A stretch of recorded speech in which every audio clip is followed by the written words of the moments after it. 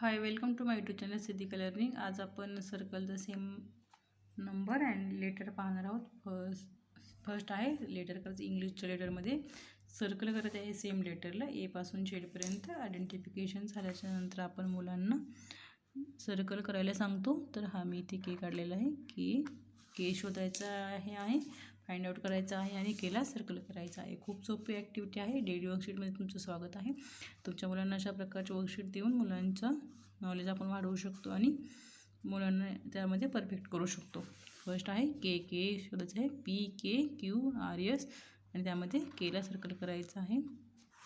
पहिल्यांदा मुलांना letter identification नसेल तर हे जड जाणार आहे. जेणेकरून मुलांना फर्स्ट आपल्याला ए पासून झेडपर्यंत आयडेंटिफिकेशन करायचं आहे. ते जेणेकरून ह्या ॲक्टिव्हिटी मुलांना सोप्या जाऊ शकतात. तर मुलांना फर्स्ट नाही ओळखत तर त्यानंतर मुलांना ओळखू शकतं. अशा प्रकारचं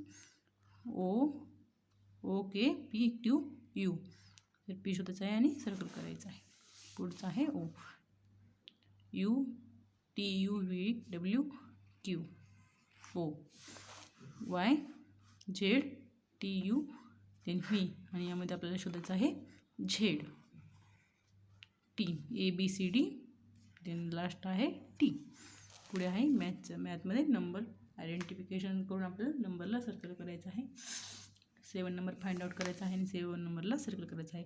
तर यामध्ये 5 3 2 1 देन अनदर नंबर लिहिलेले आहे. तर 7 फाइंड करायचं आहे आणि circle the 7 number. Next 8 number 8 9 10 1 2 then circle the 8 number. खूप सोपं आहे.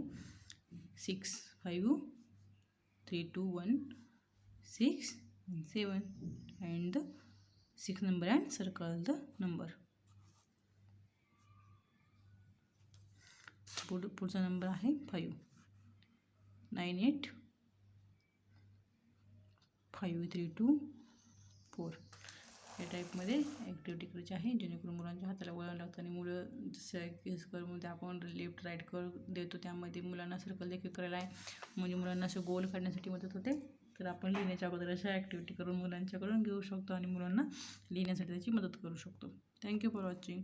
मुलांना लक्षात तर पटकन राहतं पण लिहिण्याचा प्रॉब्लेम असतो बऱ्याच मुलांना. त्यामुळे मुलांनी जास्तीत जास्त प्रॅक्टिस करून घ्यायची आहे आपल्याला आणि मुलांना लिहायला शिकवायचं आहे. तर कुठल्याही प्रकारचे सेप काढायला मुलांना देऊ शकता आणि त्यानंतर मुलांना लिहायला शिकवू शकता. थँक्यू.